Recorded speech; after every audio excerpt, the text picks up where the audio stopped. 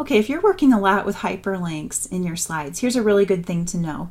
Let's say I want to apply a hyperlink to this orange box right here. I'd right-click it, choose hyperlink, click place in this document, and then I would choose the slide that I want to hyperlink to from the list that you see here, right? Well, here's the thing. The slides here are all listed by the slide number and the slide title.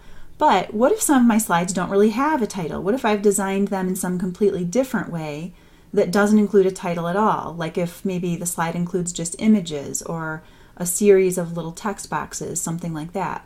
That's totally fine. They're still going to appear here in this list, but they'll look like this. Take a look at slide 12.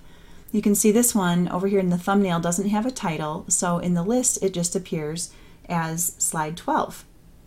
Now this is all fine, but if you're applying lots of hyperlinks and lots of your slides don't have titles, it might get a little bit hard to efficiently choose the slides, the right slides, from this list because they'll just be listed as, you know, slide 1, slide 2, slide 3, and so on.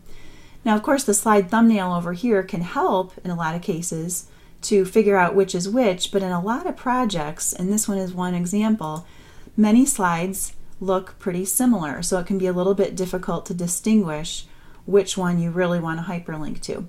So here's what you can do.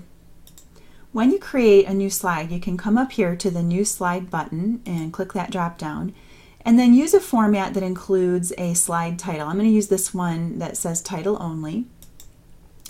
And when the new slide gets created, you can just enter whatever descriptive text you want here for the title, because the user doesn't have to see that, because look what we can do. We can just select that box and use our up arrow to move it right off of the slide canvas, see? So, whoops, let me back up a little bit.